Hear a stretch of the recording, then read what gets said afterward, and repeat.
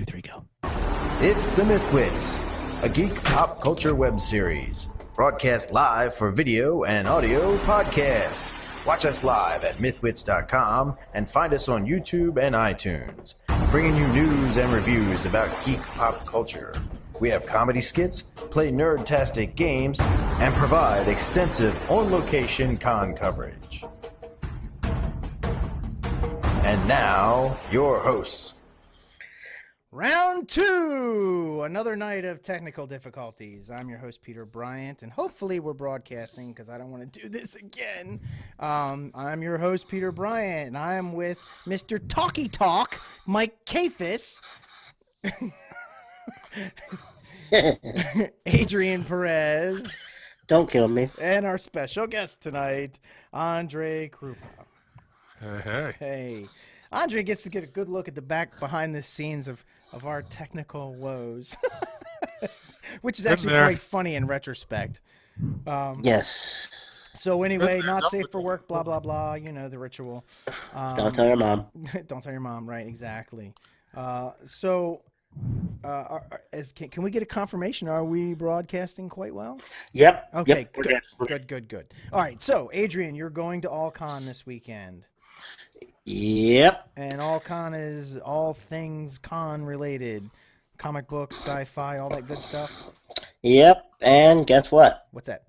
We're press. We're press. Excellent. That's right. So Adrian's going to bring us some fantastic guests. We're going to have who are we going to have on the show? William Shatner is going to be on our show because Adrian's going to get him for us. I wish. Yeah, He would be so cool. We'll get somebody. He's going to recruit some good guests and get some good interviews and stuff. I would Shatner my pants. No, you know what? Every time you guys go to one of these cons and you're press, you do get good interviews. If you look back through the ConMen episodes, the old format. Format. Yeah, we had a bunch of good interviews. I forget who was the guy. Criley, was it? What's his name? Mark Criley. Mark Criley. You had him and the people from the Yogs cast, I think. Yeah. And who was the girl that you had? The cute girl, the young girl. I think she was a voice actor. Sarah Millet. Okay, there you go. So hopefully we'll get some more people like that, and they generally tend to get them to gravitate back to their room for drinks. Yeah. Yeah. So maybe we can even get some. Hey, this isn't the same con where you ran into the video game guys, right? That was something else. Yeah. That was something else. Okay. Well, hopefully we can get something like that going on. Wow. I think Bill Blair's going to be there too. I have no idea who that is. He did some cosmetic work for like Star Trek and stuff like that, I think. Okay. Yeah. Awesome. All right. So Mike, as we were saying earlier, you had the boys over, had some good food. All right, quiz. What did I make? Guinness something. Guinness stew. Right, Guinness beef stew. Yeah, it was quite tasty. Excellent. That's right. And I would have had my glasses, my new glasses for the show, but the good people at Pearl Vision Center found that it was in my best interest to take a incorrect pair of ground-up lenses that were not to my specifications home with me and try them out for a weekend, to which they did not work. So I took them back and said, yeah, this eye still doesn't work. Same as when I sat down and told you this when you put them on my face the first time. Okay. It didn't get any better. So Mike, you did you drive around in circles? Oh my God! You know what the problem was? The prescription itself was right, but I have a really bad stigmatism, and if anybody knows about stigmatism, they actually have to twist the lens, and make it thicker and thinner. It's this really bizarre thing. Well, instead of grinding it to the way it needed to be at a negative, it was in the positive place. So when I did wear them and I looked around, everything was skewed like triple the way it was supposed to be for me. So I move and everything was just on that side. So I didn't wear much. No, I didn't. That's what she said. Well, at least you have these glasses. When you get the new ones? Oh, they better be ready tomorrow. That's all I gotta say. Well, send Peter if they're not ready. Peter will beat them up. Yeah, I'll just you can point at them and say, "Hey, he was talking during the intro." Hey, 1, 2, 3, go. Oh Rat man. bastard. Okay, so enough of that. Let's get sorry. on to our guest here. So we have Andre joining us, Andre Kruppa joining us of Game Soapbox Game Productions. Soapbox Productions. And Andre is so what are you, Andre? You're a game designer, right? Well, yeah. I Okay. used to do a lot of theater, and I started doing Game Soapbox Productions ultimately because I'm going to an awful lot of conventions, and I thought I should start to put out some of my own material. Right. The primary focus up until that, though, has been doing theatrical style presentation of games. It's still tabletop play, Right. but I create soundscapes, I create a lighting environment. I try to make it exciting for the players and immersive. The focus is on creating an experience for the players, basically. It's amazing, I must say. I've experienced it. I haven't experienced an entire game, but I did experience. You did a demo for us when we were at TotalCon a couple years ago. It is really neat. Yeah, and I recorded one of Andre's sessions, and I promise I'm going to get that done. I've been just trying to tunnel through all my videos. I got all this stuff I got to do. But Andre, I'm sure. I have a video, and we'll be sharing it here. And of course, Andre's going to get a copy of that for his purposes. And I'm hoping next time we're at the same convention. We didn't get to do it at TotalCon, but the next time we're at the same convention, I'd like to come in with maybe even a better camera and 2 cameramen, like maybe me and Mike. And do like a much better production, because what I have is good. It's pretty good. But Wait, Mike really is a man? Huh? Mike is a man? Yes, Mike is a man. Got it? Big time. Right. Yes. But no, Yes. so Andre does this thing. I mean, it's lights, it's sounds. It's if he had smell-o-vision, he'd probably have that too. But he's I've got. been talking about Sense. Oh, have you really? Okay. Oh, yeah. That'd be Sense cool. are up and coming, although you got to be careful because some people are allergic to stuff, and Yeah. I'm actually on a list, and one of the things that I got sent recently was someone is marketing a scent cannon for stadium-sized shows. So people are using them. Yeah, can you imagine? Can you imagine? Yes. Now I have to admit that the odors they're probably interested are a little different because I specialize in horror. Right. So I might want decaying leaves or Just the take it for a smell trip of in the bathroom. blood, Men's bathroom around the corner. or pine trees. Right. Yeah, I think I'll pass on the bathroom smells, dude. You're at a campsite and it's rank. I'm not sure how much we need to immerse ourselves in that. Well, the guy says, well, what does this one smell like? And you tell him, go buy me a cupcake. Nice. Yes. Yeah. So any of you guys, it's an inside joke in case you guys did not listen to our TotalCon coverage. The cupcake lady had set up outside of the men's room at a convention, the main men's room, the public one. And by the end of the weekend, that was rough. Location. Yeah, fair enough. So Andre does this. I mean, it's a great show. It is amazing. And Yeah. as a matter of fact, you know what I'm going to do? I'm going to show the picture. Let's do this. So the audience that's watching now, if you're watching this and not listening to it, I have a picture up of the top portion of this is Andre's view. So his book is open. This is where his pulpit, as it were, and the other view is the bottom view is looking at Andre from the table, and you can see all kinds of stuff on the table, all kinds of props like rubber snakes and spiders and stuff, and he gives a whole lot of handouts. Like the game I taped, the game I videoed, when certain events happened, he actually handed people cards.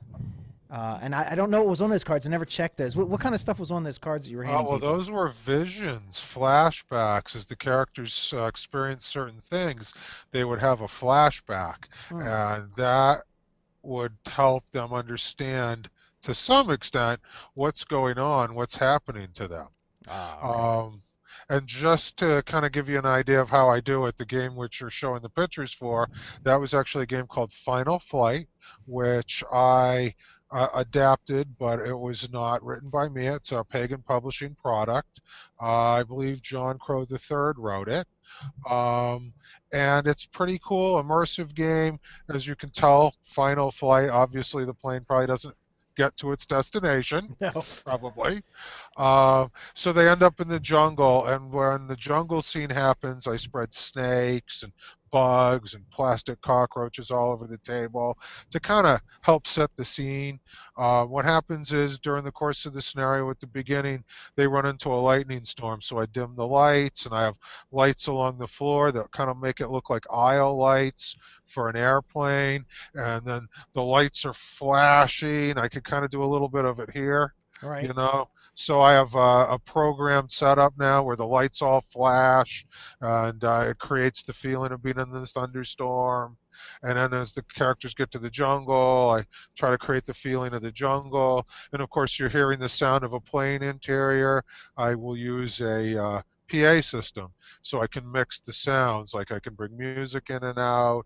I can have a plane interior and then bring up the sound of the rain and the thunderstorm. So as they're flying along and the storm gets worse and worse, the flashing gets stronger and more powerful, and the thunderstorm gets closer and closer, and you can hear the rain pattering on the skin of the aircraft, and then something goes horribly wrong. Horribly wrong. As it As always if it does. didn't go wrong already. Well, it's a horror game, so naturally things have to go horribly wrong. What fun would it be? I want your job. So, well, yes, if I only wish you it could get was a paid to job. do it, right? I'd love You to need- get paid to do it, dude. You need a webmaster? Oh, I stop, knew it. stop, There it stop. goes. Here it comes. All Well, right. one of the things that I don't think that does the picture that you're showing Pete justice is, you know, to say that Andre, that what you're seeing is Andre's DM screen is an understatement, because below what you'd see where the book is laid over is an entire sound board that he has a sound. You know, Oh, it's yeah. not even a soundboard. What is it? A light mixer? Yeah, so on the right, board? I have a 24-channel programmable board. It's called a scene setter. And basically it's a memory board, so I have a program for the lightning effects, and it also has fade times, so you can go ahead and adjust how quickly the lights fade or come up. Right, so that you can sort trip of those thing. things. Yeah. So Exactly. you don't see that, but I mean, he's got a DM screen. That's what I'm just saying. I mean, So, he can pee the farthest with his DM screen. That's all I want to say. what gets really cool is when you have things like fire. Okay, so the one that I taped, I've only actually seen one of Andre's events clean through. So the one that he ran, there was a train that they were on, and he dims the lights, and you can hear the train in the background the whole time they're on the train. This thing is running, and then, as nighttime approaches and the lights go down, right? And then there's another part where they get off the train and they're in a house and there's a fire, like this building catches on fire, and Andre hits this thing and he's got these red and yellow lights that flicker. And it really looks like there's a fire. Like if you were in a building and there was a fire outside, that's the lighting that you would see. Yeah. And then he's got these creatures, right? These big tree-like creatures, and they're walking around. And he's got this sound effect, and he plays it every once in a while. You hear this, whoo, whoo, and it's really creepy. And it's like just being in the room. It's kind of dark. And he'll even turn it so dark that the players have to use flashlights to look at their character yeah. sheets. Absolutely. In fact, one of my rules is, and this is over time, I start out making sure I had enough flashlights for all the players. Now I make sure there's about too few. So if there's 6 players, I'll put out 4 flashlights. Nice. It causes people to cooperate just a little more. Right. And part of what I'm after in the game is an ensemble, because most of the themes in horror games are self-sacrifice. You kind of have to work together, but you can't all reasonably expect to come out of it alive. Right. Not all of you. And Andre regularly sells his event. His events your events disappear quick, right? I mean, They fill up very fast. Right. I put a lot of time into it. Even the scenarios I don't write myself take probably a good 40 hours to put together, between getting the handouts made and creating the soundscape and all the little details. I try to put some extra details in it. Try to make sure that the characters have solid bios, so when the players show up at the table, they have something to work with, a frame to hang the character on, so to speak, Right. that sort of thing. So I spend a lot of time trying to create an immersive atmosphere. Yeah, it So- does. It works. Let me ask you. I mean, I know that you obviously, and I cannot remember if you did this or not, but have you ever? Do you ever compete in the Iron GM? No. No. Okay, because I That's mean, a I whole couldn't. different I thing. know you couldn't bring. Well, I know you couldn't bring the same experience, but I mean, have you ever thought about it? Or has anyone ever said, Well, I you should? have thought about it. Geez, I'm not sure I should talk about that too much. I run horror games. I specialize in gritty horror games. Oh, right, because you Now, have to. Well, you could horrify whatever oh, the. absolutely, you Yeah. could, but the primary system doesn't lend itself well to horror. No, the primary system That's is the D&D problem. 3.5 or Pathfinder, and that just it really does not lend itself to horror. I mean, you Now, can if there do was, it with it, but it's not really designed for that. yeah, and I used to run back because I ran D&D for years, and we used to do a Halloween game. We'd play in the basement with candles and skulls on the table, and stuff like that, and that was pretty cool. It was pretty cool. I'm I just mean, saying, if you wanted to, if you ever decide to, let me know. I'll back you. I backed Chris this year, and he won. So yeah, I'm just he saying, kicked ass, huh? and if you want, Good for I'd him. back you. I'd back you. You'd be Well, my I guy. appreciate that. I appreciate that. Yeah, And I do enjoy improvising and everything quite a bit. I wish that the rule were that the game master decides what the rules are, since That's the game true. master's running the game. well, to be honest with you, Andre, that's why I don't do it. So, Because yeah, I fair have enough. considered doing it. I fancy myself, so I'm not going to say that I am, because it would sound kind of presumptuous to say I can do this. But You ain't bad. You ain't bad. I fancy myself as a fly by the cuff DM, somebody who Yes. can take any situation, and if you said, I want you to put flying monkeys in it and make it fun, okay, I can do that. But the problem is I quite literally loathe D20 system. I cannot.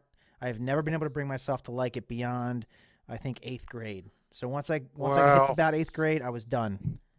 I have to admit that when RuneQuest came out, or the first edition came out, there was no turning back for me. I ran D&D until the mid '80s. Yep. With a bunch of variants, and there's something to be said for high fantasy. I do run high fantasy. In fact, our home campaign is an Ars Magica game. It's a historical fantasy game set in 1221 in England, Well, and it's a lot of fun.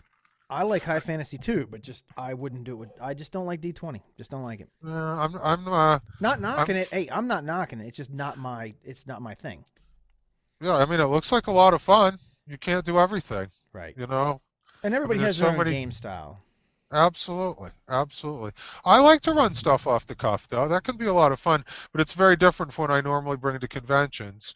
I like to set up a sandbox and have people play in it, but I like to make sure the sandbox is pretty detailed at a convention. Yeah. I mean, the way I look at it is, we all spent about $300 to be there, so we should make sure it's a good time. Yeah. That's true. So Now, hey, this granted, Oh, go ahead. No, oh, sorry. go ahead. I was gonna Oh, say. I was just going to say, Go ahead. oh, go ahead. You first. You're the guest. Well, very well. I was just going to say, though, I do have a bit of OCD. So, naturally, trying to get all the ducks lined up and make sure everything is just right as best I can is a big deal to me, Right. as a result of that. So, I was gonna say this is a good point to segue into something I've heard of. What is that? A lucid dreaming? the Lucid Dreams something? Role-Playing Yeah, Engine. yeah. I've heard of this thing. What So is this? that's my new system. Right. It's basically, it's a simple die pooling mechanism that produces one die that you're going to add to either your skill, your stat, or whatever it is that you're rolling for. So the idea is for it to play quickly. It's all based on skills and training and that sort of thing. And it has an organic experience system, so you can make experience rolls at any time, gambling the current checks that you have against the difficulty level, that sort of thing. It's basically fast play, but it's pretty gritty. The combat system is based on my old fantasy game, which I've pretty much trimmed down as best I could. It used to be like lots of charts and all this stuff, but what it basically boils down to now is a shock system. So if you get hit and your character takes damage, you'll have a shock number, and if the damage is above that number, you have to make a shock roll. Right. And if you roll badly, you get knocked down, you get stunned. If you roll really badly, you get knocked down. And if you roll extremely badly, you get knocked out. Right. And that's basically how it works. And the idea, when I used to run it as a fantasy system, although it's far different from that now, is that if you hold the ground, you get to care for the wounded. Okay. And it still works that way. So if you're driven off the field and some poor bastard is left lying on the ground bleeding, whoever gets to capture that person decides their fate. Hmm. I may add it's a horror game, so Mm. that's probably not a good thing. It's generally a horror game that I'm doing with it. Right. Uh, the rule system will really accommodate any type of gritty play and really any historical period up to the near future. Cool. Cool. So Yeah. that's the idea. I like gritty games. I mean, that's my favorite, and that's part of the reason why the D20 thing doesn't work for me. You cannot get gritty with it. Well, I hear you. My thing is that I don't like balanced encounters in role playing. Yes. Again, but that's based on the type of approach that I have. Every time I want the players to have to assess their level of risk. And if you expect to do well in a fight, that's because you're planted an ambush. Right. Otherwise, you're taking your chances. Right. Exactly. You know? Absolutely. You can't just, Um, I'm going to pull my sword and wade into combat. that's probably a recipe for disaster. Right. you know so yeah, the features of the system are organic experience. Your stat is your modifier. There's a resource system that not only allows you to utilize your contacts or potentially have retainers, but also covers things for some games like military force, influence, spies, agents, that sort of thing. And the resource system also allows those things to have a conflict off in the wings. So, like, let's say that you wanted to spy on another organization. You might send some agents to do a task, and there's a simple mechanism for making a roll to determine what the outcome of that is. And a lot of the campaigns I run have a lot of intrigue in them. Cool. There's a lot of intrigue, and so we try to have an opportunity to resolve that. And that's been one of my frustrations as a game master, is I've always had to fudge the resource conflict. You want to use your wealth to attack this other person's wealth? Well, we'll have to fudge that, but I have a mechanism for Yeah, it. Oh, I don't cool. like that. All right. So you can get No, into the you other don't like aspects of that? the game. No, I don't like using wealth to attack wealth. Why not? I don't not? know. No, I like You that. should- What are you kidding me? That's awesome. I don't know. Well, I'll give you an example. Let's say that you were playing a game that was in Texas, okay? And there's 9 points of oil, and you Woohoo, want all Texas! of it, okay? But there's 3 key families. One family controls 4 points of oil. One family controls 2 points of oil. One family's just getting started with 1 point of oil, and the rest of the oil's up for grabs. Now, you might use your wealth and influence to put one of those other families in a bad position so you could get the oil. Or I could use my shotgun. You could, but then you'll probably suffer the social consequences of an arrest and a trial and all that unpleasant stuff, Right. especially if they're rich families with bodyguards and stuff. Right. No, I understand. I like understand what that. you're saying. That's pretty You cool. know, Now, it's just Okay. and that's a Hold toolkit. on. We're in Go ahead. Texas. Texas we don't have bodyguards. We are our own bodyguards. Adrian happens to live in Texas, by the way. Just That's cool. That's full cool. disclosure. Fair enough. Fair enough. So no, You are probably packing, but if you get rushed by a bunch of guys, it might help to have some help. right. But I do. Why do they gotta be guys? You're right. You're right. You Fair could- enough. By rushed by a bunch of anybody. women. Because you can't afford all the Point women. taken. Point taken. So- Could be by anybody. Fair enough. So the cool thing about this is this probably extends to all kinds of stuff, right? Like you could do if you're famous, could you use your fame to your advantage? Yeah, absolutely. Absolutely. The 3 core resources are social class, wealth, and contacts. And those are the only ones that are normally played with, but there's a whole toolkit depending on the game. Right. I especially think it's important in medieval games because most people, if you're playing a fairly accurate period game, you're going to have a retinue. It's not going to be just your character. If you're a knight, that means that you have a war horse, a squire, and a handful of men-at-arms. You might not bring them all with you all the time, but there needs to be a mechanism so we can have an idea of what your resources are. And resources is a crazy hard thing to do in role-playing games, because you run into this whole, do you want to do bookkeeping or, it gets, resources seems to be difficult to do in role-playing games. Well, and one of the things that I think is important, and one of the things I love about Fate in particular, is how they make everything except certain elements abstract. And this is the same kind of idea. It's a lot like what they did in World of Darkness, except you can actually have a conflict with those resources, as opposed to just having a rating and kind of fudging it. Although I think that system worked very well. And we ran a lot of Vampire, although we started it way back in the day. Right. So I think, for example, my Camarilla Sabat conflict was a lot hotter than it turned out to be in the regular game. Right. There were a lot of sit-downs people didn't get up from and that sort of thing, you know? Right. So like for example, Art, so you have you're playing, let's say you're playing two guys that have some means, or better yet, let's say you got a guy who has means and a guy who doesn't. He's got some money, but he starts messing with the guy with money. That's where you could use your resources and shut him down. You could Sure. you know, he goes home and he has no home. All of a sudden his house has been foreclosed on, and he's like, well, wait a minute, I made my payments and stuff. It's like, yeah, but this other guy made some better payments to the right people. Yeah, you could do a whole variety of things. You could use your agents, depending on what you've specified your agents can do. There's a whole variety of different things that you could potentially do. Like in that scenario, you'd probably be better off hacking into the system maybe and messing with the guy. But yeah, it's a wide open field, sure. But the reason why that's important is because it explains why, you know, a poor guy with a shotgun can't take on a rich guy without one.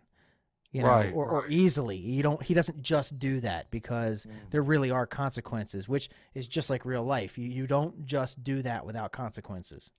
Or when you don't have the resources, that's when you do reach for the shotgun. Right, exactly. Yep. But it does get messier. That You're gives right. You're absolutely the right. impetus to decide to do that. Exactly, Mike. That makes sense. I submit to you, sir. You have changed me. I'm a resources. I'm a resource hog now.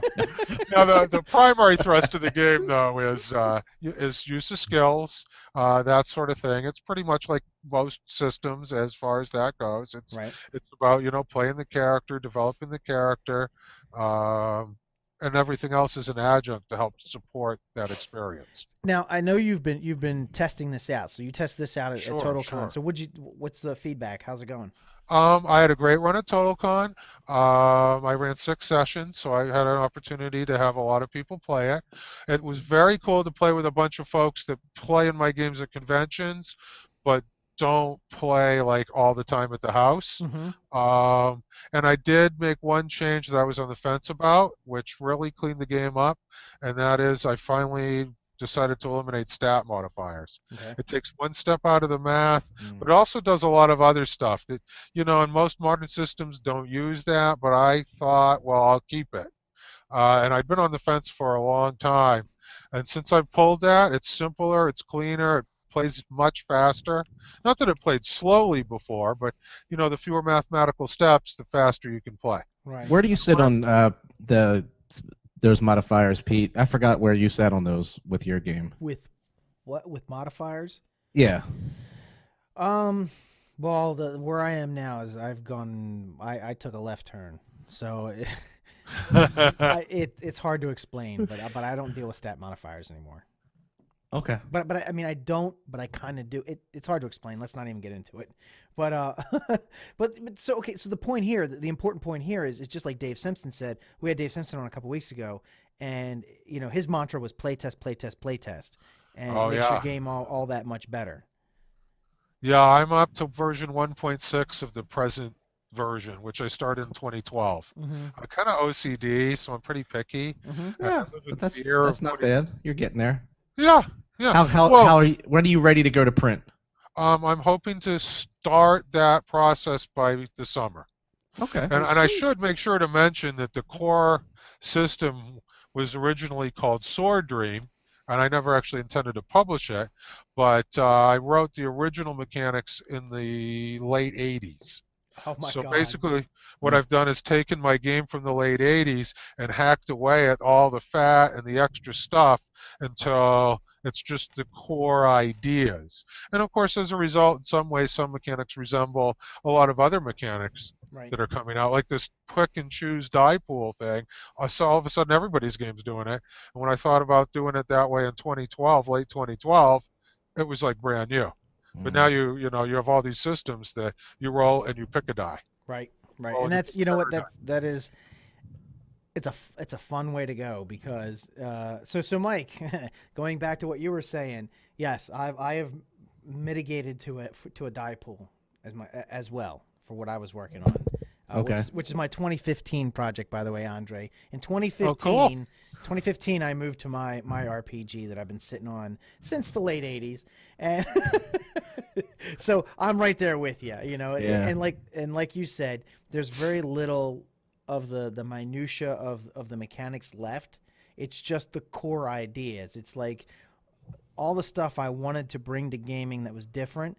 Some of it is still going to be new, but a good chunk of what I'm bringing is old. But I think that's really what you kind of have to do. I think you kind of have to have some of the old mixed with some of the new.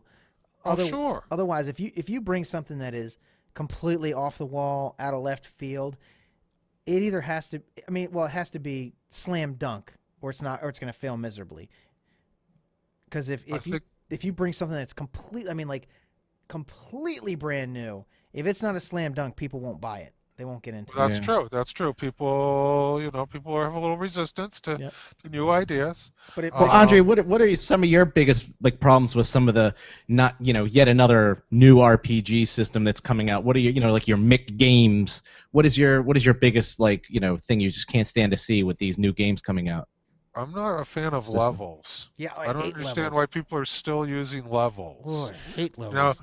Now, I totally get though, wanting to drive around in the classic car, going and playing a D&D, and so you can feel what it was like in I don't know, 1981. That's awesome. But today, right now, levels really? I just don't get that. Levels exist for the same reason that you have a points-based mechanic in your historicals miniatures game. It's there so you can balance things out and make them fair. And in all fairness, even my fantasy games aren't about the balanced encounter. I want you to have to be hiding in the woods, observing the orcs advance up the trail, and you're going to have to try to figure out how skilled are these orcs. Is this an elite unit? Is this a skilled unit? Are these a bunch of irregulars? Who are these orcs? Can we take them or not? Not just, it's got 2 hit dice, or whatever. I forget how many hit dice orcs have, but you know what I mean. Right. Yep. And again, not to knock D&D. I played tons of D&D growing up. First game was 1979 or 8 in a study hall. Right. And I had the game that week. Yep.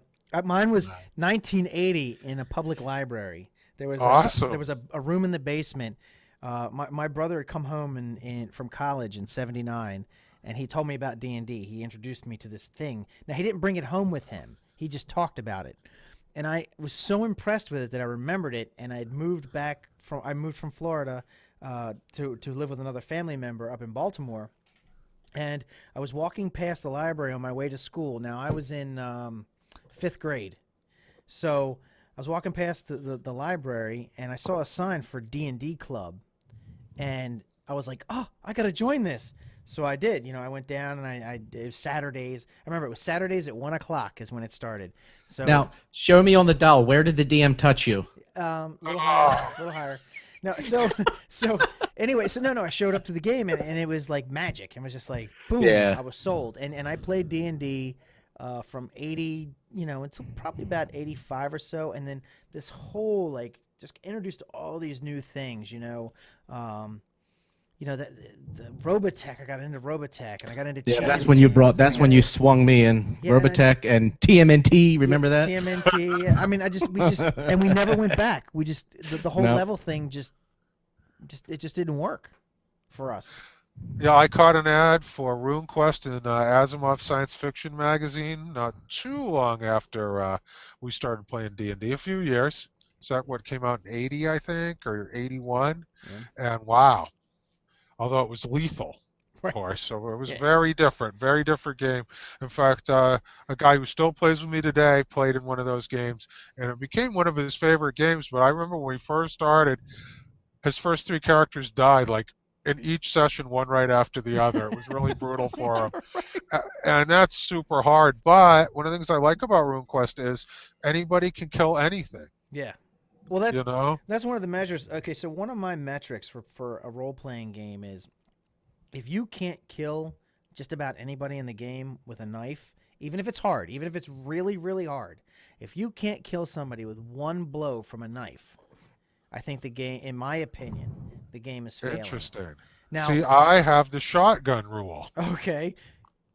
My rule is if you surprise an opponent, come up to them, stick the shotgun next to their head, and squeeze the trigger, and they're pretty much not dead every time, you got a problem. Okay, I agree. I agree with that rule. That's The knife I haven't thought about, although certainly, yeah. I mean, because my thinking is, Yeah. if I take a butcher knife and I stab you and I hit you, I hit you in the neck with this thing, I should be able to kill you almost no matter what you are, unless you're and I'm talking like unless you're some kind of crazy, ridiculous giant being and maybe you have like a hard carapace Well, sure, a shell person. or something.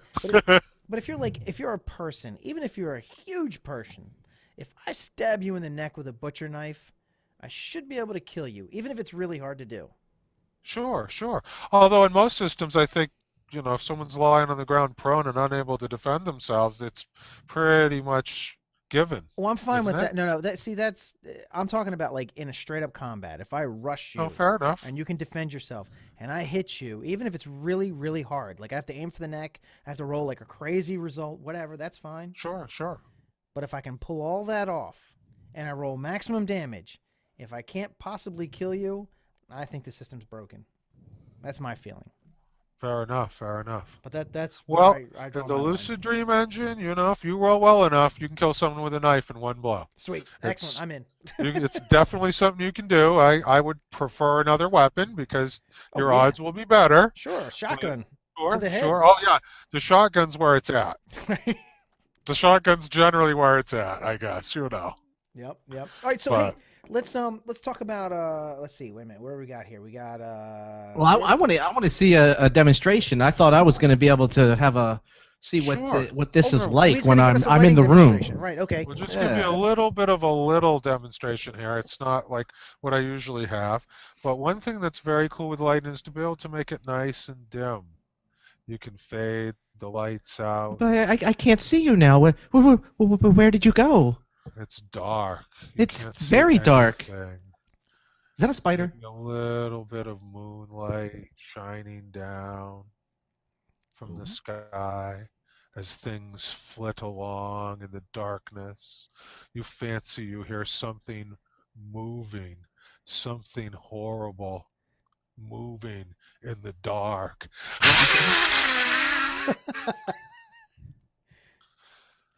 So Now- that's the kind of thing that I'll do, That just gives you a little taste of it. Now, if any audio listeners are going to have to tune in to the video to see what that was like, because that was pretty cool. I mean, Andre had different like blue light hitting on just highlights on his head, and then all of a sudden it got dark, and then he had a bright light.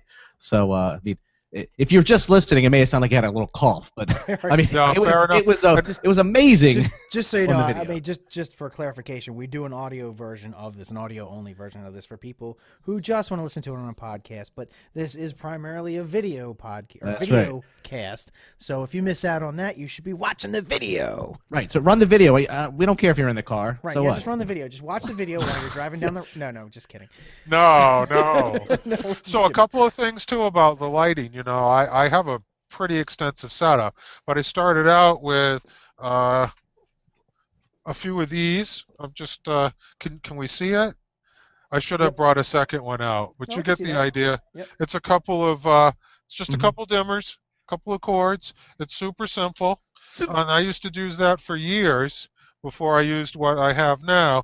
And basically, if you want to make it look pretty cool, All you need is a couple of white lights and a blue light, and maybe a flashlight to stick under your face at the right moment in the darkness, and a few flashlights on the table. The whole key to making that work is make sure you black the room out before the game starts. Andre, don't give him the recipe. This is your recipe, babe. Oh, no, Don't dude. tell him It's how to theater. do It's this. theater. No, man, this is for everybody. Come on, man. Yeah, it's for everyone, dude. Ah. The more, yeah. Come on, Mike. Trying to hook Gamers, you up. gamers unite, baby. Gamers unite. Yeah, holy Trying to hook you cow. up, man.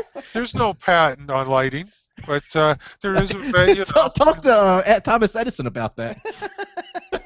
Yeah, well, I don't know. You might be able to talk to Tesla too, right? Yeah. You know, speaking of patents, right? That's right. That's right. But yeah, I mean, there's a lot of stuff that you can do. You know, the fancy flickering lights and all that. That's nice. But if you can just make it dark, that really people feel afraid of the dark. It's a natural reaction. Yeah. So if you can control that light, you're going to affect the mood. And then the other thing I think is super important is sound. Even if it's just creepy music or exciting music, like I like to play a lot of hard, heavy metal during fights. I like to play a lot of kind of creepy, slow, turgid music at the beginning, and generally the music escalates. And some things I've been doing more recently is environmental sounds too. I have a couple of soundscapes out. One's called Train Ride into Darkness. Hold on, wait. And Wait. Let me bring that up. Gonna flash that up on the screen. There we go. Okay, so Asylum Horror Bundle. And that I actually designed to go with John Almack's Method to Madness, which is in the Terror from Beyond book from Chaosium. And what I did was I went out to a hospital and I sat around the hallways and I recorded hospital sounds. And then I went home and I took all of the sounds that were technological as best as I could out. No more beeping elevators, tried to stay as far away from the intercoms as I could. And then I went to my office and I recorded me walking up and down the hall and rattling keys, checking doors. And then I had some of my friends, talk like crazy people, muttering and saying weird stuff, cackling madly. And then I produced basically 3 different sets. One's during the day, so there's a lot of people talking, the patients are making some noise, and it's about a 26-minute loop. So it goes a while before it comes back around, so you're not hearing it. It doesn't sound the same repetitive thing over and over. Then there's an evening scene. The staff isn't as noisy or as frequent. There's more checking of doors, a little bit more less patient noise. And then at night, there's snoring, the sound of the ventilation running. Occasionally an orderly makes his round with the keys. And it really sets the atmosphere well because, as people are playing these characters who are trying to figure out what the heck's going on trapped in an asylum, you hear all those sounds around you. And I think Isn't that a HIPAA violation, carrying those sounds outside of that hospital? I don't think so. No, it's not. No, it's totally not. No. No, I didn't record any patient-doctor conversations. Okay, all right. Names have to be involved. So yeah, no names. Right. So just to point out how powerful this is, okay? If you guys ever want to get an idea how powerful sound is, try watching a movie. Turn Star Wars on. Watch Star Wars. Turn the volume all the way down, and it becomes a whole different movie. Boring. No, it is. It's sound. Sound is half of the experience. And Spielberg knew this. Why he hired John Williams and why he had that whole. He painted the soundscape. Stanley Kubrick with Clockwork Orange. As a matter of fact, Stanley Kubrick with every movie he did has a painted soundscape. He I believe 2001. I'm trying to remember, but I think 2001 is the one where they were talking about it, where there is no portion of that movie that doesn't have music in the background. I guess that's true. And it's because he painted with the visuals, but he also painted with sound. The sound is very, very powerful. If you watch Star Wars, you get all excited when when the Empire comes on, dun dun dun dun. He paints every scene with sound. It's really, really, really powerful. It's like in 2001: A Space Odyssey. There were so many scenes where it was so silent, and like even just the slight dramatic click can have an impact after hearing that silence, and how they kind of build up to a cacophony of different sounds and music in that movie is amazing. Right, yeah, because the silence was on purpose. Like Yeah. space is quiet. There is no sound in space, and he was one of the first guys to really do that. Like do it, like to the T. Wasn't it you and I when we were like talking about, hey, what was the Darth Vader? The bad guy spaceship in that damn movie? Not X-wing. The TIE fighters. The TIE fighters. What would a TIE fighter sound like when it was flying through space? Not. So actually, we have this True. theory. No, It's we true. have this theory. True. So we think that that the spaceships, so your TIE fighters and your X-Men, all the spaceships have this have transponders, right? Like so aircraft have transponders, so like when the enemy is coming, oh look, it's a TIE fighter, it recognizes it, right? It actually has a soundtrack in your spaceship's broadcasting system, so that when a TIE fighter flies past you, it helps you by making that sound. So that sound is not really being made; it's your computer on your ship inside of your Right. X-wing that's going. That's an awesome rationalization. I really dig it. I like right. Great that. rationalization. It's like, well, how do I know the TIE fighter's coming up behind me? It's like, well, because it makes that sound for you, so you know it's coming up from like in a video game when you're playing like SOCOM or something. You hear people walking up behind you. It's a simulation. So I think that's Sure. how that should. That makes sense. I always thought it would be kind of cool if you heard what you'd hear in the spacecraft: thrusters, the sound of the environmental system, Yep. the beeping of equipment. And you know what, Andre? If I ever become a movie producer and do a space movie, you can bet it's going to be accurate I'm as in. can be.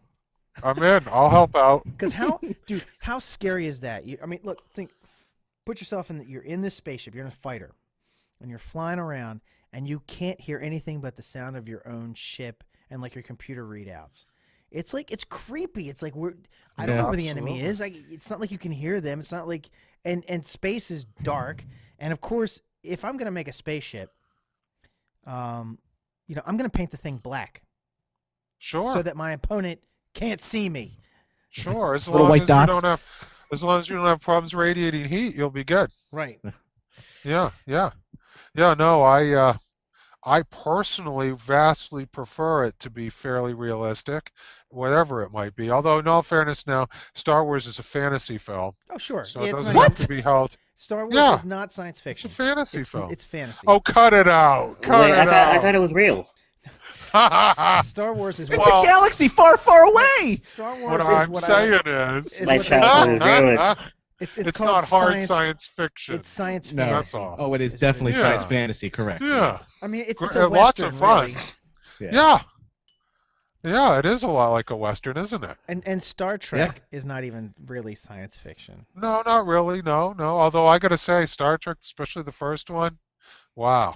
I think people like that because of the humanism, though. Right. And I think, and in fact, honestly, even though they were lots of fun, I think that's the failing of the two most recent films, is that when you do a mashup like that, you change, when you step away from all of this cool material that generations, well, maybe not generations, but at least a generation of people have helped develop, you lose a whole foundation. I mean, that's one of the awesome things about, like, with Lovecraftian horror, like what I do at conventions, or UFO mythology, which is where I'm heading with my next setting.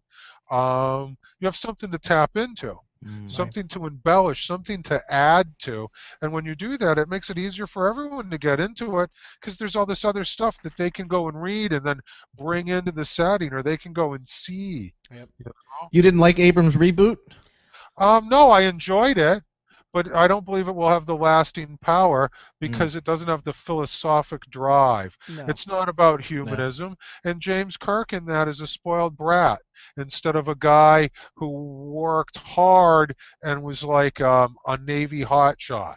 Yeah. And there's a fine distinction, but those Navy destroyer commanders and that sort of thing, those were like the same kind of people that they sought out to be cavalry officers.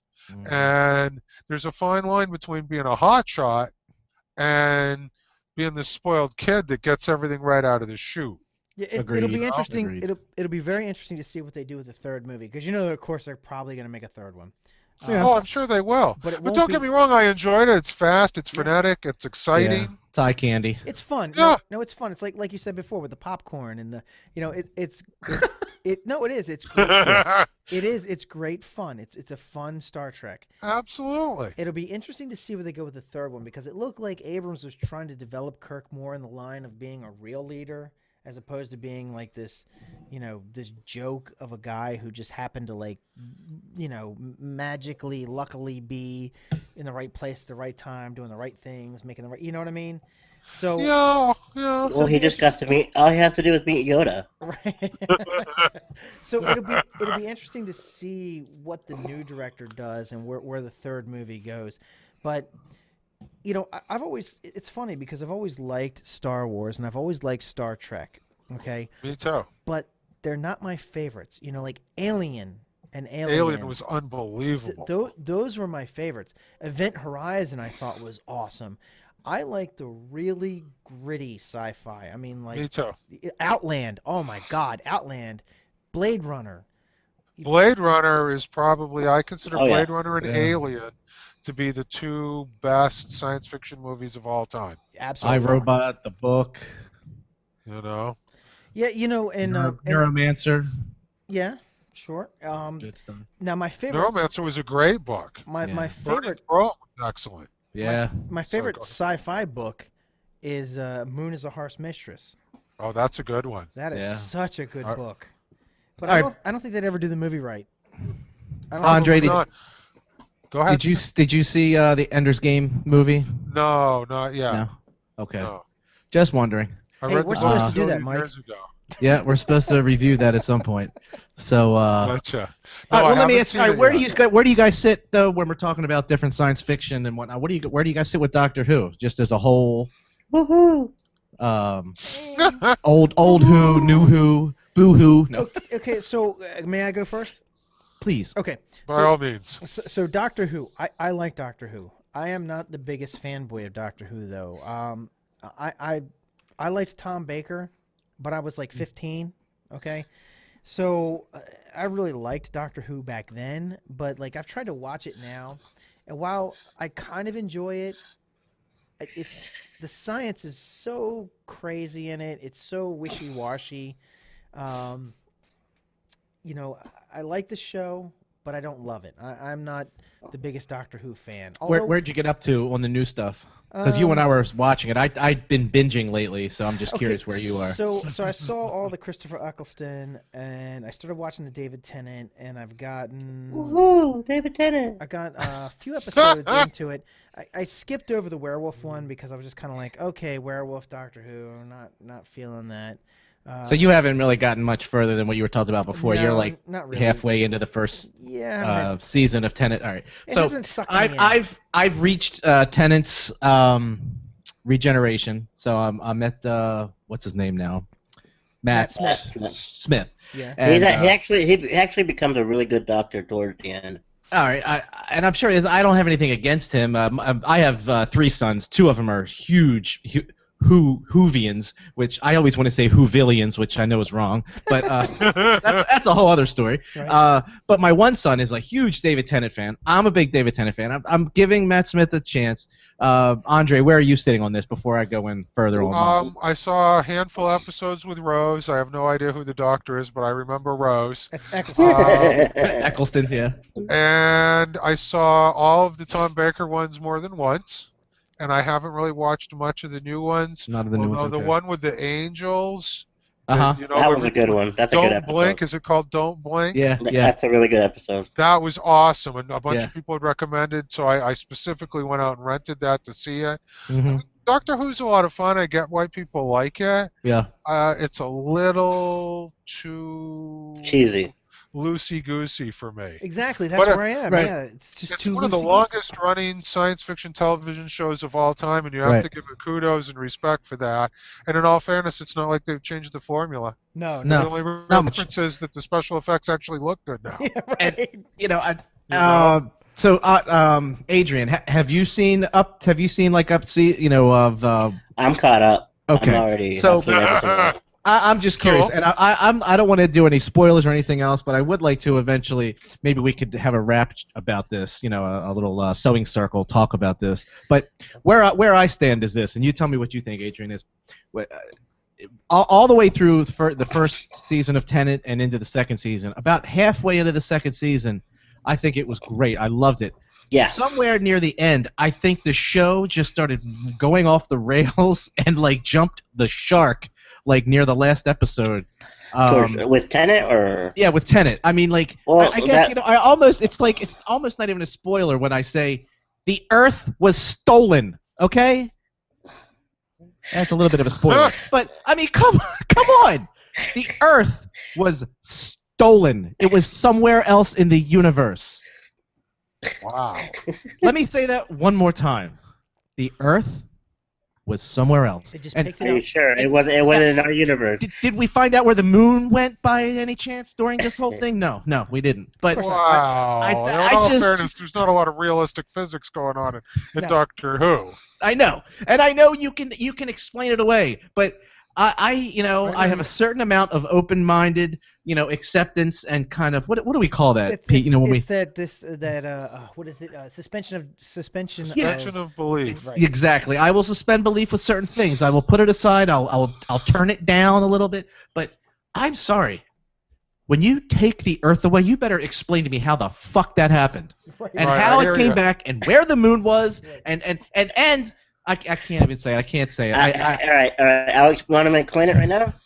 The TARDIS towed the Earth. I'm not spoiling anything else. well, I no, can't say no. anything else. Come on, Let me- the let me do- TARDIS. Wait a minute. All Superman right. Towed flew backwards the and got Earth! time back.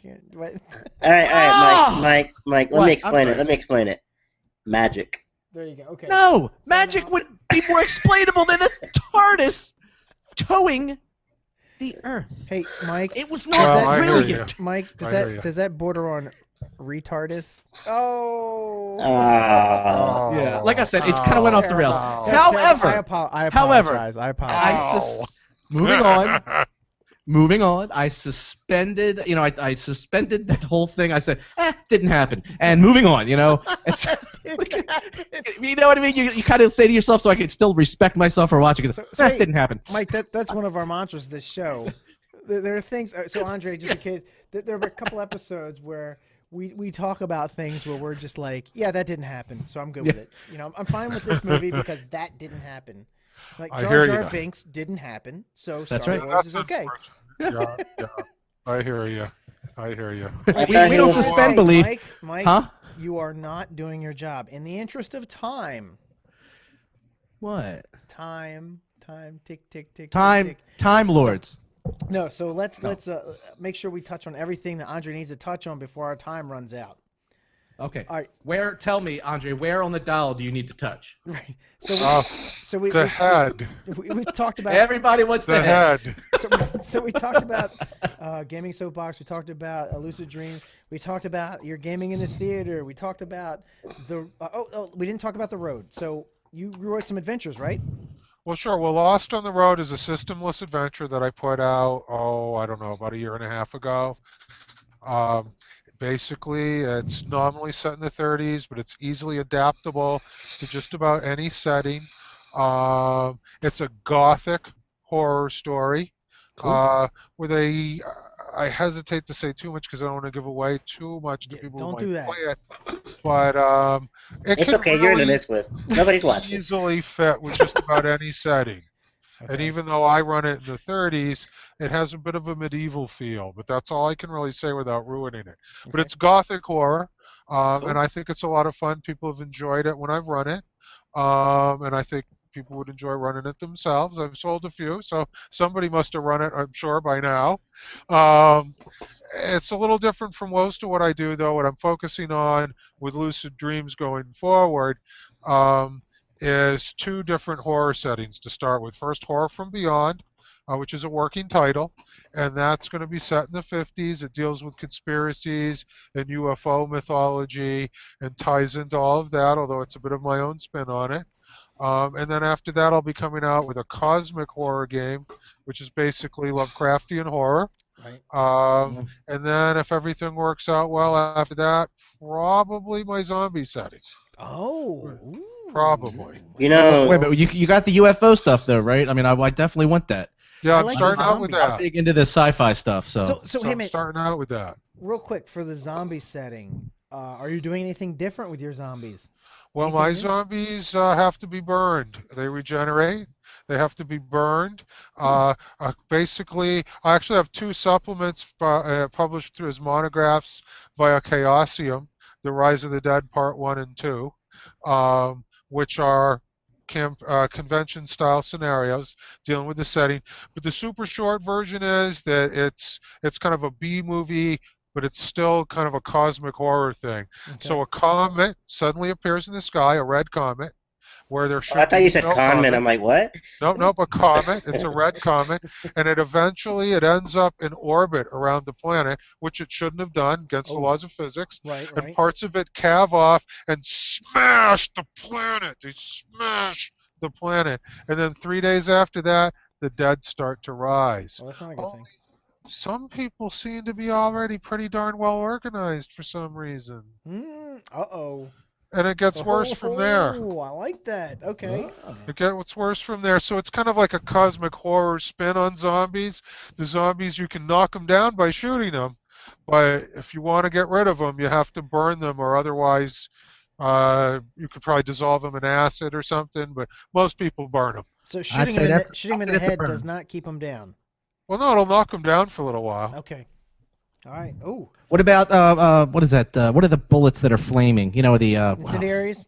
yeah, incendiary rounds. rounds. Incendiary You gotta rounds? That engulf would them. probably be bad, No? but it would have to stay in the body, Okay. you know? Okay. I Molotov must cocktails admit, there all hasn't around. been a lot of focus. Yeah, Molotovs, and I'm a firm believer in swords and shields. Okay. I just don't get that. Just even in the regular zombie universe, riot armor and a club, how can you go wrong? That's a good You know, point. your arm does not run out of ammo. Right.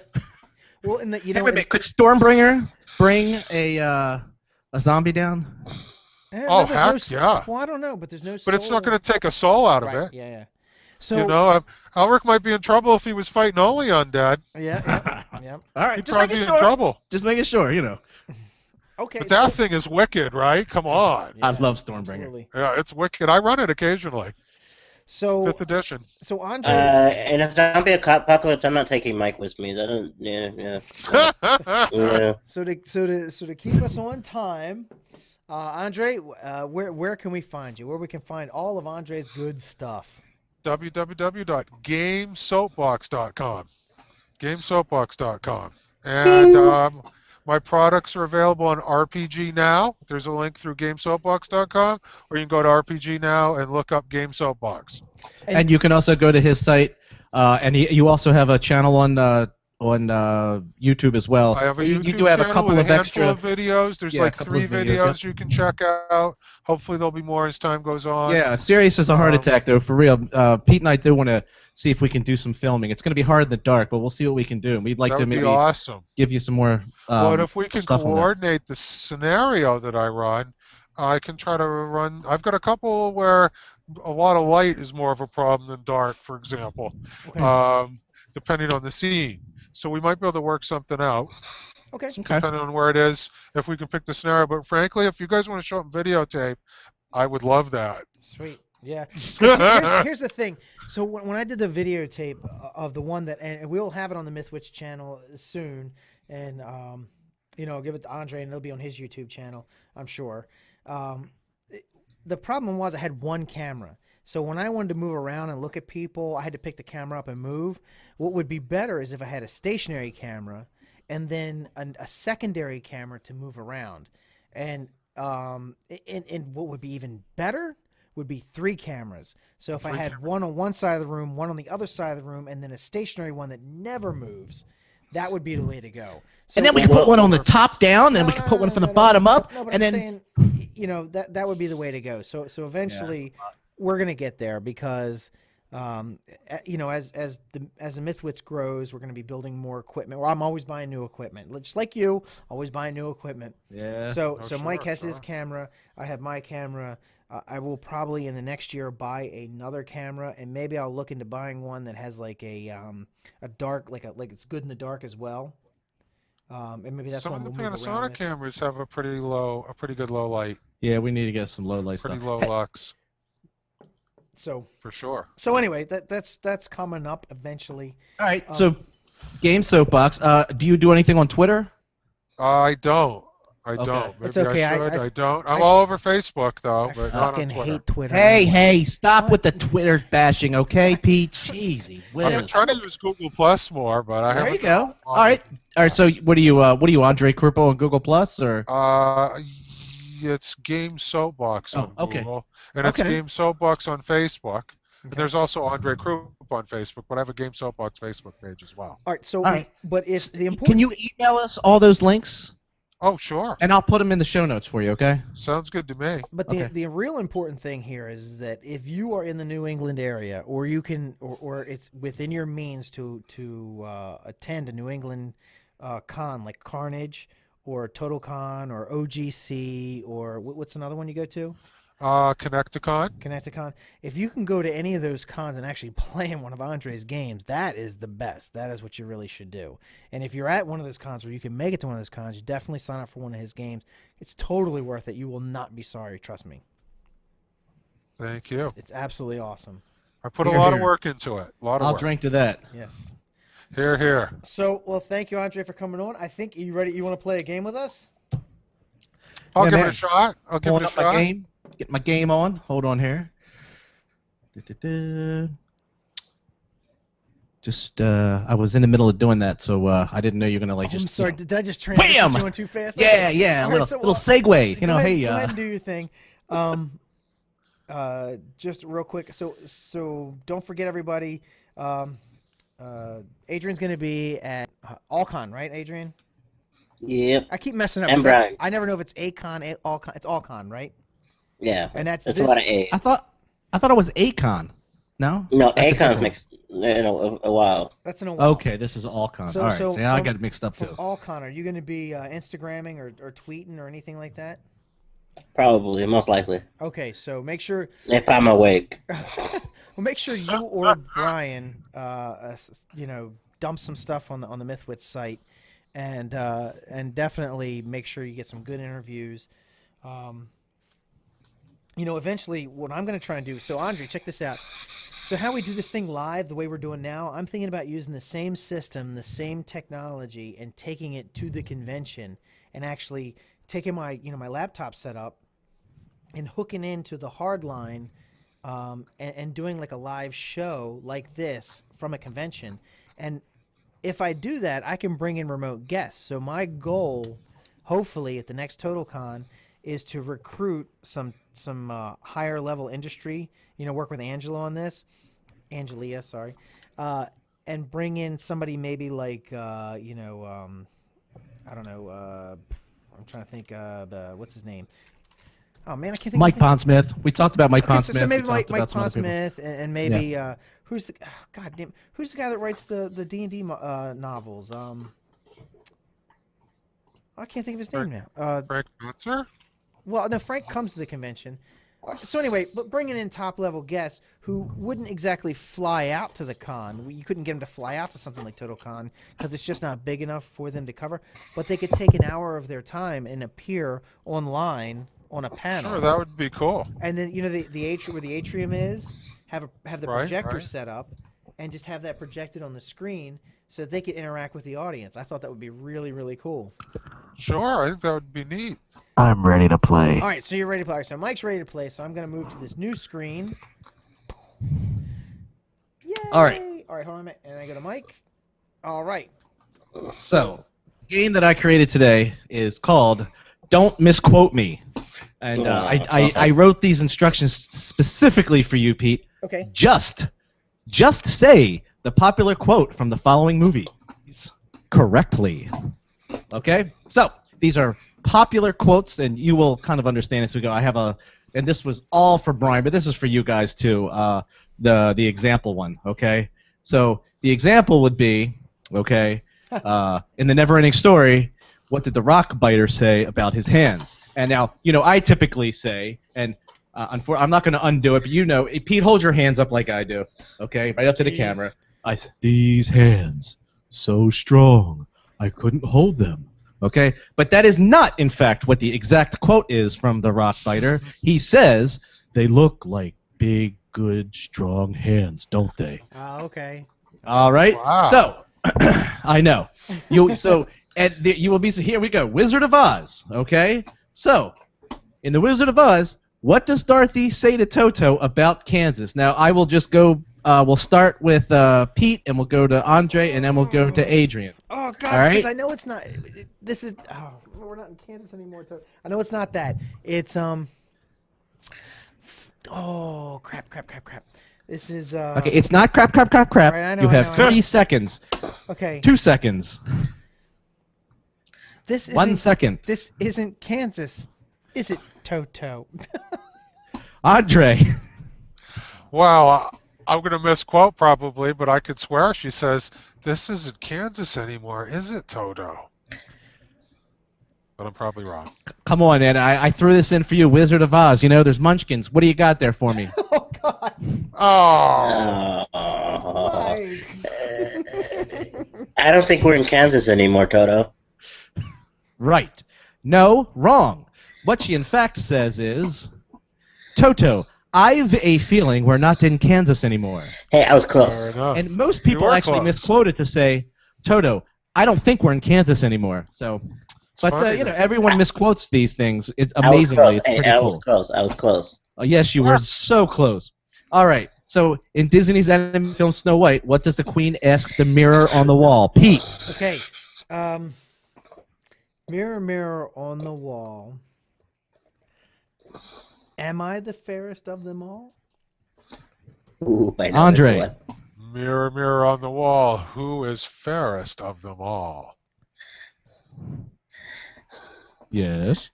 Go ahead. Mirror, mirror on the wall, who is the most fairest of them all? Wrong! All of you. It is Magic Mirror on the Wall. Yeah. Who is the fairest one of all? God damn it! Yeah, I know. Grr. Isn't this wild? Mike is Wild. gonna get Mike, you're gonna get a total sweep on this game. I know. Wow. You. These are good. I was really like banging my head against the wall, like, what the hell am I gonna do tonight? Okay, Silence of the Lambs. How does Hannibal greet Clarice? Nice bush. No, You sure it's not Ferme la Bouche? I have no idea.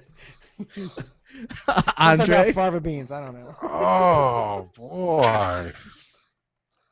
I don't remember. Even the first thing he says to her when she comes up to him in the prison? Yes. It's because it's not hello, Clarice. That's what everybody thinks he says.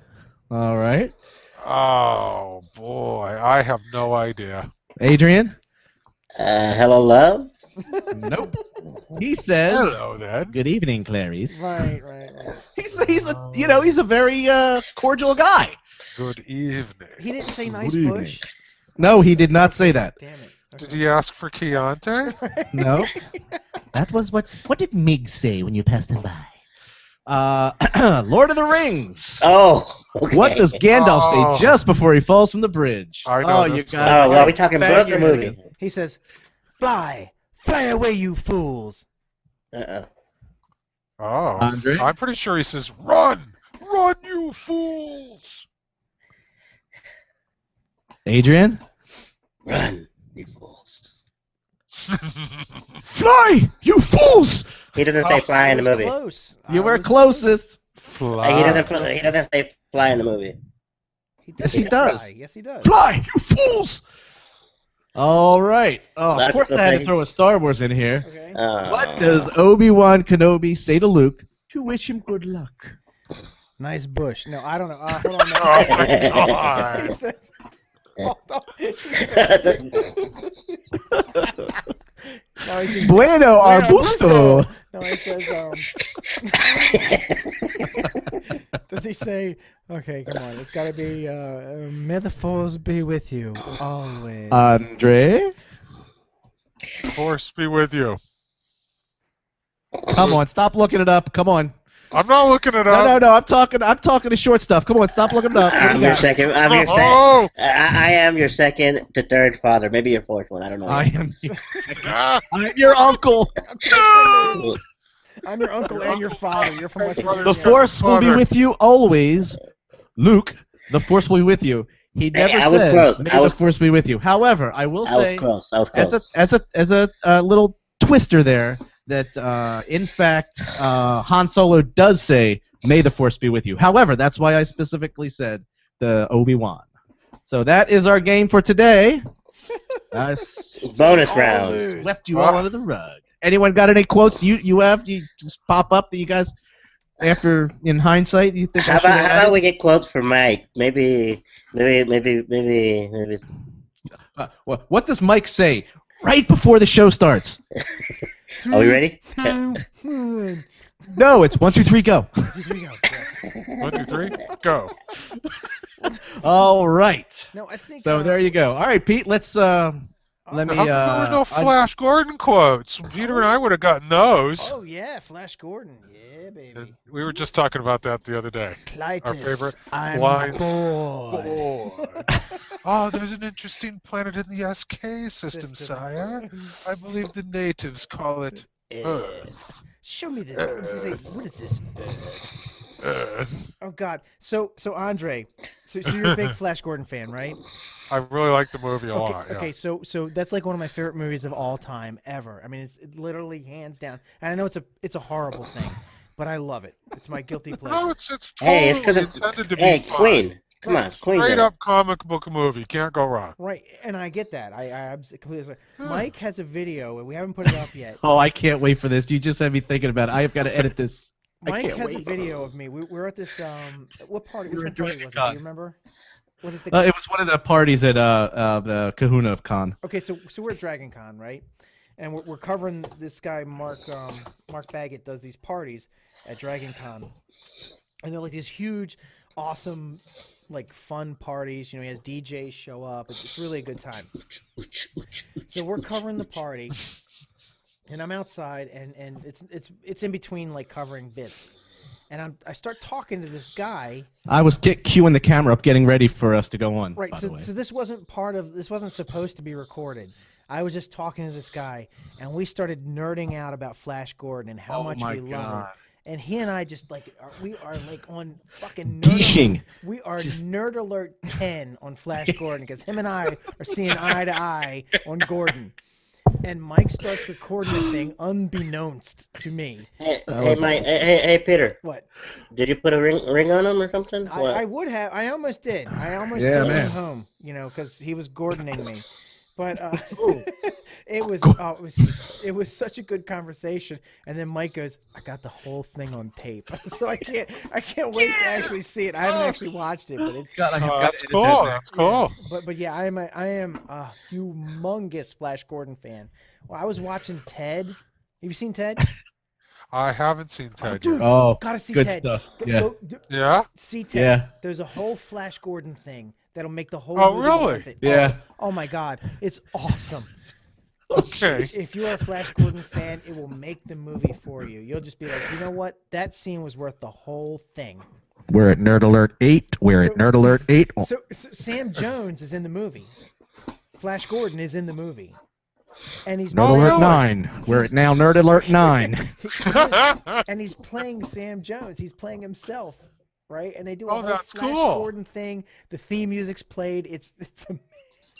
I'll have to check it out. You should. Yeah, absolutely. There are so many cool little bits. I love the wedding and at the end, the rocket ships are going by, Right. and it says "Make merry," and then the next ship flies by upon pain of death. Right? I mean, you just can't go wrong. I mean, come on. Awesome. All right, we've just gone to 11. Lower them into the swamp. So anyway, enough Flash Gordon. I could go on all night. I could do a whole show Flash Gordon. I love it. No, I love it. You guys are awesome. So let's do the news. Oh. What I'm going to do is I'm going to screen share. And I need to do this. And then I need to do to human error. What now? I'm sorry, what? Oh, you got your thing going there? All right, so hold on. Let me do this. Hey Pete, how's everything going? It's, Oh, wait a minute. Damn it. okay, I did it. Everything is going extremely well. Yeah, is it? Okay. And then I need to do a screen share. So let me do this. Hey Pete. What? Would you shave my coin purse? Oh God! Stop it! Stop it! All right. So if you guys will screen share. Crap! I didn't want to do that. Sorry, folks. Sorry, folks, watching the video. Let's do this. Let me try this again. I don't know what I just saw. Yeah, I know. I'm trying to get this. What the heck is going on here? I didn't want a full screen. English, motherfucker! Do you speak it? Stop it! No, I With don't. Samuel L. Jackson quotes. All right, so screw it. I'm not even gonna screen share. I can't get it to work. I don't care. All right, so I'm sorry, Dave. all right, stop it. I'm afraid I can't do that. Stop, Mike. Stop. Okay, so my first news topic is podcast versus patent trolls. How you can help. All right, so here's the deal. There are these guys called patent trolls, and what they do is they find a patent that that they can exploit. And these guys are turds. I mean, these are cockroaches, the worst, like lawyer roaches. So Worse than me. They try to find like a patent of some kind that they can exploit, and even if it's not theirs, they buy it up from whoever had it, and then they try to sue the crap out of anybody who is infringing on that patent. And they take it to court, and it's usually like a big expense, and they attack people who can't afford to defend themselves. And then once they win one case, then they start going after everybody else because they don't have money, and it's expensive to defend your case. So in this case, apparently, someone has found a way to patent podcasts away from everybody else. So someone apparently has a patent on podcasts, and they're trying to make it so that no one can do podcasts. So they've already attacked Adam Carolla and sued him. Oh, no, I'm sorry, not Adam Carolla. Adam Curry. Right. And now they're after Adam Carolla.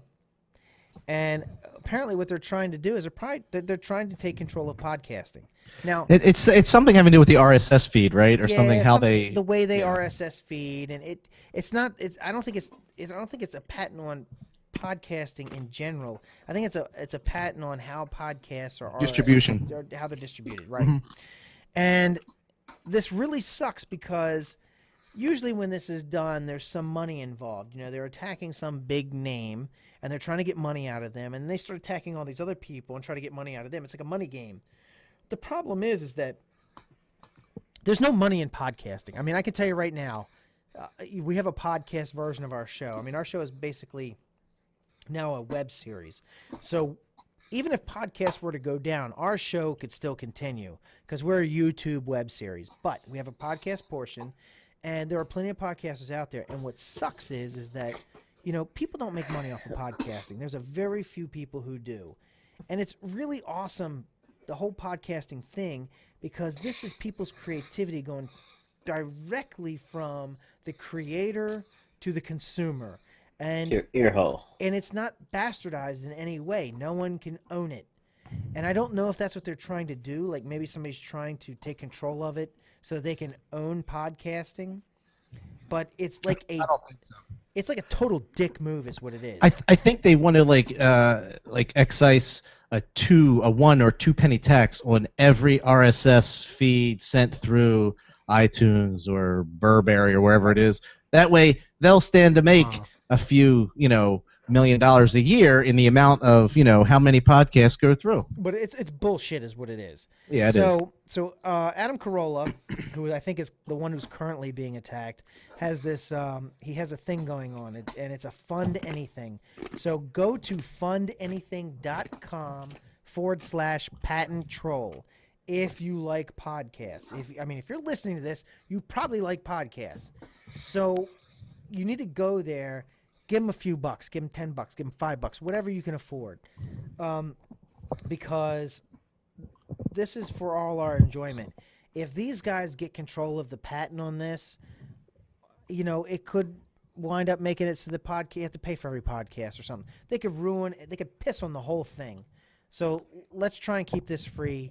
Go to fundanything.com/patent troll and and do what you can to try and help stop these guys from being total dicks. And I mean, like, Jimmy Kimmel's involved in this, Adam Carolla. I mean, this is, dude, this is what the internet is so cool. This is what makes the internet so cool. Let's not let these guys destroy it for us. Pete, can I borrow $5? So I mean, like, what do you think, Andre? What do you think about this? Well, I think it's pretty scary. I mean, you stack that up with issues with, like, I don't know much about the podcasting issue, but net neutrality is a huge problem. Mm-hmm. Oh my God, And with it's the court ridiculous. decision that's been handed down, I think we're potentially in trouble. And you don't see that going on in other nations, you know? Well, Western nations. In fact, we pay higher for data than most other Western countries already. Right. So for I think it's crappier pretty service. scary. Yeah, Exactly. we pay more for less. Yes, we do. Especially Kind of Adrian, like our medical system. who's in although- Texas, and Texas has the shittiest internet service possible. If you We can't even afford to broadcast his whole face. right? we get like one eye and part of a head. But the hair is coming Sometimes. through. Right. Great. Sometimes you see me eat a burrito, but that's it with lag. Hey, Adrian, for 1 second, can we just get the whole face, just so everybody can see your whole face? Can you bring it up a little bit? There we go. He does have a whole face, Oh, folks. So, crap. So anyway, There's a crack in my screen. I don't know necessarily if it was related, but all right. So anyway, guys, help us out with that. I mean, it helps everybody, and Yeah. trust me, Mhm. you don't want these guys getting control of podcasts, because podcasts are. I mean, it's one of the few things that's really unsullied. donate for me because I spend too much money on podcasting equipment. So give know some what? money from me. Just give us the money. We'll take it. All right. No. So my next story. HUVR tech hoverboards, an elaborate hoax. I mean, come on, people, really? All right, so there was a video released, and it's a really cool video. It hails back to the Back to the Future hoverboard, and it shows this video of all these people riding these hoverboards. It's a very well crafted video. The special effects are fantastic. What's the Still link? look fake. I don't know. I went to Geeks Are Sexy. If you go into, that's Brian would have had a video for us. I'm just saying. I miss Brian. There is a YouTube video, but I'm not going to show it because I'm trying to go through these quickly. Yeah. No, We're mean to each other. We're like high school girls. Everybody's seen this friggin' thing. Look, come on. I haven't. You really seriously? No, Let's just keep going. All right, Don't anyway, worry it about doesn't it. matter. I'm going to keep going. So Put it in the show notes. I'm serious. Just think of the show notes. So Okay, while I'm I'll writing put the it show in the notes, I can show actually take a look at it. No, Shut you know I get my geek culture from this show. All right, All right. So the problem I have with this it's not forget the video. It's a fact that they're showing a video of people on an anti-gravity board, and people oh my God, there are so many people on Facebook who are just like, is this real? Come on, people, seriously? If somebody invented fucking anti-gravity, it would be on every goddamn station everywhere. It wouldn't be a question of, is this real? Okay. Also, and they wouldn't just go in just saying, "Oh, it just floats." They would have to go into the technology and how it works. Yeah, come on, it's anti-gravity. This is They invented. this would Well, be a there's an game option. changer. Go ahead. Do you know what anti-gravity would do? Anti-gravity would change the face of space travel completely. If you had Yeah. anti-gravity, you could get a shuttle into space for nothing. Okay, right now it costs like $10,000 a kilogram. Pound. All right, Yeah. so this would be a game changer. So I'm sorry, when you see a video of people riding on a fucking skateboard using anti-gravity, it's fake. Really? I just See, Lack of anything critical else you wanna thinking, just there's an awful lot of that. right. What's that? I just said there's an awful lot of people who don't engage in critical thinking. Right. Yeah. I mean, It's kind of it's a pretty scary thing. it's like I You told get it? Andre earlier. I was just like, if you saw this video and a fucking klaxon didn't go off in your head, with a red flag, you need to start reading some science books. Maybe go to a science site or two. And Maybe. I mean, seriously, come on. Right. That's what you should be hearing when you see that video. All right. So anyway. Wait. So hoverboard aren't real? Well, no. Stop it. All right. So my next article. Let's move on. What new dream are you gonna just kill for me today, Pete? No, I am actually going to give you a dream. The Orgasmatron is finally here. Oh my god. It's here! So apparently, someone has invented an orgasm machine that delivers climax at the push of a button. For men or women? Because For it's always women. for the women. It's for women. Oh, Dudes for don't Christ's need it. You don't need that, do you? Well, I mean, this is my Orgasmatron, but I was kind of hoping, you know. No, it's basically it has a slightly smaller than a pack of cigarettes. The device uses electrodes attached to the patient's spine, with orgasms being triggered by a remote control. Whoa! You gotta stick a pack of cigarettes on the back of your neck. It doesn't go anywhere near the vivacious parts. No, it just touches right into the sensory bits. Well, sounds like we're getting close to having wire heads. Mm-hmm. Or Yeah. what are the orgasmospheres? Right? What are those from Sleeper? That was from Sleeper. That was a funny movie. Yeah. So, Andre, what were we saying before? What does this book tie into? What is Oh, well, I was just saying that, that's not too far from Wireheads, right? which the concept I first ran into, the concept of a wirehead in Larry Niven's Ring World. Right. And Louis Wu was one of the main characters, is a wirehead. In fact, he has to have it taken away from him before he can be effective. And what happens in the fiction is that the pleasure center gets burned out over time and the person gets ruined if they do it for too long, which seems like, a reasonable consequence. I mean, I don't know in reality what the consequence might be of overstimulating, but I understand they've done animal experiments, I believe, with monkeys, and they don't want to stop pushing the button. No, and That's my with understanding. rats too. They've actually, I think I remember, it was either monkeys. You might be right. Might be monkeys. Maybe it was rats. It was a while ago that I read about But it. they basically starved themselves to death because they were busy hitting this pleasure center. Because when you eat, you get a reward from your pleasure center to reward you for eating.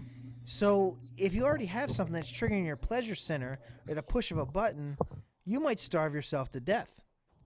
Now, interestingly, I saw a study not that long ago where they were changing the parameters of a drug study done on rats. And the rats, they've always concluded that the rats will do drugs no matter what, to the exclusion of all else.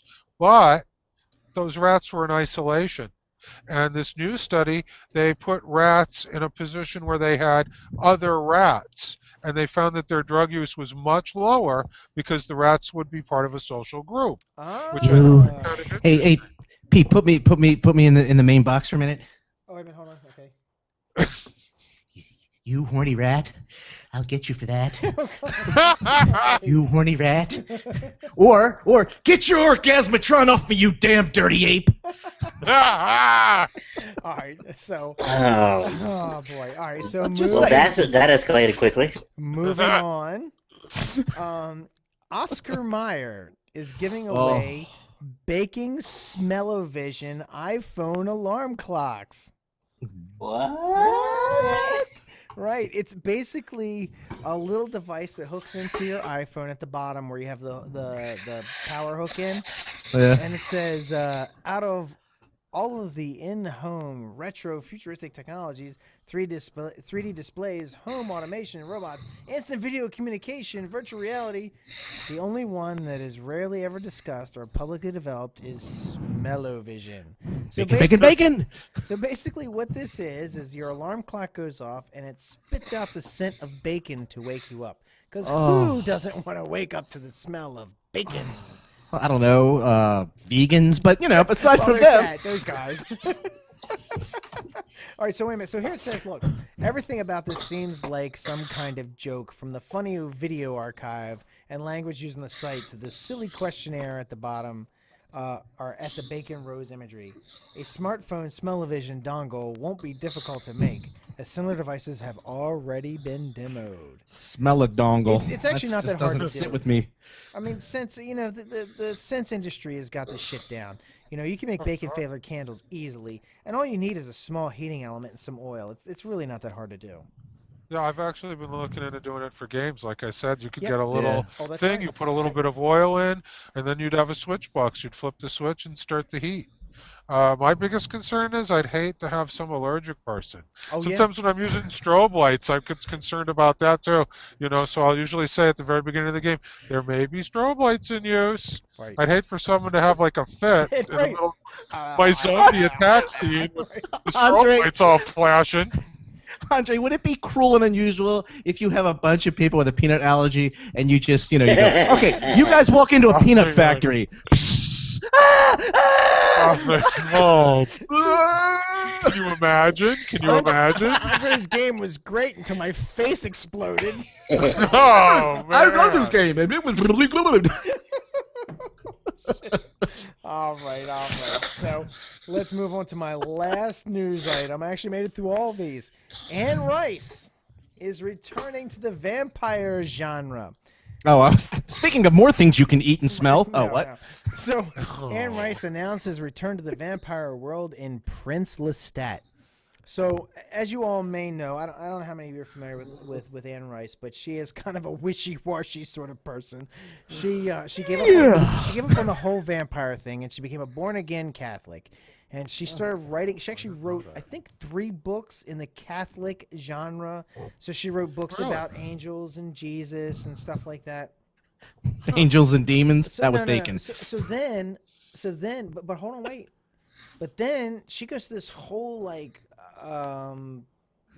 personal issue, and she renounces the whole Catholic Church. And I don't think she went back to atheism, because she had been an atheist. This is what's important. She was an atheist.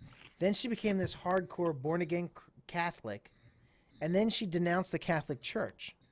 So she's kind of all over the friggin' place, and now she's returning back to vampires. So, Andre, you were saying before that you were sort of a vampire fan. Well, I've always liked the idea of vampires, especially for gaming purposes. You can get a lot of intrigue. There's a lot of mystery. There's a lot of dark powers, and depending on the interpretation, vampires can be pretty sexy too. But I like the intrigue that happens in games that are oriented around a vampire society. I ran several campaigns of Vampire the Masquerade back in the day. And I kind of liked her series. I particularly like Lestat because of the historical elements. So that of the 3 was my favorite. Well, then, I was a Vampire the Masquerade fan. I will admit. Yeah, I was too, and you'll be happy because let's see, real quick. This is taking place. Give me a second here. It's returning back to Lestat, so of course because it's Prince Lestat, but it's basically. I'm trying to remember. It was the 3rd book. I read this whole article. I'm sorry. Well, the I 3rd book's Queen of the Damned. Yeah, it's taking place after Queen of the Damned. So it should be after Queen of the Damned. This is a big vampire chronicle about Lestat and the other vampires and what they are doing right now, how they are coming to terms with everything that's happened to them, and how Lestat is dealing with the demand from all sides that he step forward and become some kind of leader of the tribe. Oh, that could be interesting. Yep. So this is a return to Lestat, and it's going to be a big Lestat thing. And somewhere in here, and I'm not going to dig through it, but somewhere in here, they're saying that there's a going to be a movie. They're working on a movie. They're trying to push forward a movie, and it's something about. You know what? Just look it up on go to nerdist.com and type in Anne Rice or Lestat, and you'll find it. It's a big long article. Sounds good to me. So anyway, Vampires are cool. Those are her only books I ever read, actually. Right, yeah. I started to read Lasher, and I just couldn't do it. So yeah, I couldn't get into the whole Catholic, and I've actually never read any of her books. I've watched her movies, and I did like I like the movies based around. I even like the third one. You know, a lot of people didn't like. A lot of people didn't like Queen of the Damned, but it actually followed the novel fairly closely. I by the liked it. way. I thought it was kind of cool. I liked the style of it, and Akasha. Yep. Let me tell you know, something. I would wow. trade Anne Rice, the bacon-smelling iPhone, the what Here was it the other? The comes. Orgasmatron. I would trade it all for my hoverboard. I'm just saying. I want my goddamn sure. hoverboard. I'll tell you what. You know, Actually, I would trade all that just for the other piece of that Twix I lost. that's what? Twix he lost. Jesus. All right. Well, I think we're gonna call it a show. Andre, thanks. Time of death. Yeah, time of death. 1 hour 40 minutes. So, Andre, thanks for coming on the show. You've been a Hey, fan. thanks for having me. Did you have fun, Andre? I did. All right. That's what we're here for. So that's our Sounds goal. good. We like our guests to have fun. I mean, that's how we get more guests, I think. Someday somebody will watch this. Yeah. It'll be great. I'm sure they will. No, we're getting there. Hey, dude, we're getting there. We're a new podcast. We're building. We're only on this is the 10th episode, dude. We're getting there. It's our something-ol We're getting there. We're getting there. Dectile episode. And the beautiful part of this, Andre, is that when we blow up like a huge person, thing, entity, I mean, a corporation can be a person, right? So I guess a podcast, can a vidcast be a person? When we blow Apparently, up, according to the Supreme Court, it can. Right? Yeah. Until Texas executes one of them, right? That's what I'm figuring. It's going to actually be true. Right. So at some point we're going to explode, I would hope, and people will be watching this episode, and hopefully they will buy 10 million pieces of your product. Sounds good to me. Yeah, I like that. So GameSoapbox.com. yep, and RPGnow.com. RPG Now as well. Yeah. Absolutely. SpiegelWow.com. Oh. And if you should be in New England, any of the conventions up there, just about any of them, Andre goes to for the most part. Attend one of his games, absolutely. TotalCon, OGC, Carnage, and Kineticon. Absolutely, go to and be in one of his games. It's an experience you cannot miss. You should go to Alcon next year. I think That's a bit of a travel for Andre. I don't think I can drive to Texas. Right? Unless they're going to pay him to fly in. Yeah, and then I'd have to bring the gear. Oh yeah, it's all that gear. Right? how much gear is that? What do you got? A big old case for that? I have a road box with 2 large par cans. They're LED par cans, so they each do 4 colors. And then I have 5 flat par cans that each do 4 colors. And then a dimmer pack. And then under that is a tray full of cable. And then I have a 24-channel memory board, which is in its own big road case. Then I bring a prop box, which is basically a tote of props, a cable bag, a PA system. I have a vocal conditioner that I use sometimes for vocal effects, only for some games though. There's a couple of creepy voices I do, so I need that for that. Actually, one of the guys who played one of my games turned me on to it. I was saying I really would like to talk like the Migo. Right. I want to sound like a talking electric razor. And we came pretty close. Pete, you're looking at the only guy that brings more gear to TotalCon than us. Yeah, I bring pretty a much. lot of gear. I was going to say, Mike, take our gear, double it, and you're probably somewhere in the vicinity of Andre. I hang a big black curtain behind me. I black out all the windows. How long does it take you to set up that room? About 5 hours. 5 hours. 5 hours of prep time, folks. Yep, 5 hours to set up. About 3.5 hours to tear down. Which He Mike doesn't have a lackey like you, Pete. Mike, which is only slightly longer than it takes us to set up our one mixer board.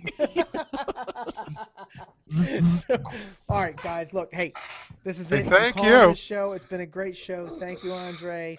Thank Mike. you. Thanks, Adrian. And thanks for folks who showed up and participated in the room. We will see you next week. Hey, and next week, make sure you tune in. Gary Assaford is going to be on the show. He's worked for 38 Studios. I forget what video game company he's working for right now, but he is a video game content designer. It's going to be a great show. He talks about he's going to talk to us about what it takes to make a video game from an inside perspective. So it's going to be Oh, cool. awesome. We'll be And then rich. 2 weeks from now, we're going to have a physicist on, and then a week after that, we're going to have an astrophysicist on. So we're Awesome. expanding it's going to be Wow. really good. We're doing some sciencey stuff.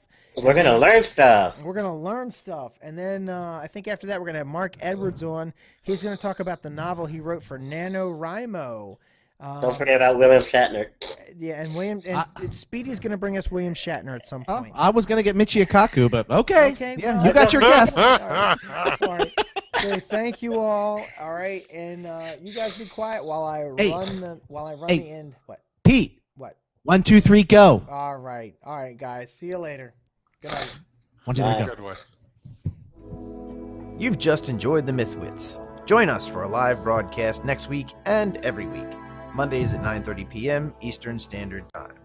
If you miss our live show, you can always catch the encore episodes and the podcast version at our website and on iTunes. Make sure to check out our website at mythwits.com, and of course visit us on Facebook, Twitter, YouTube, Instagram, and iTunes.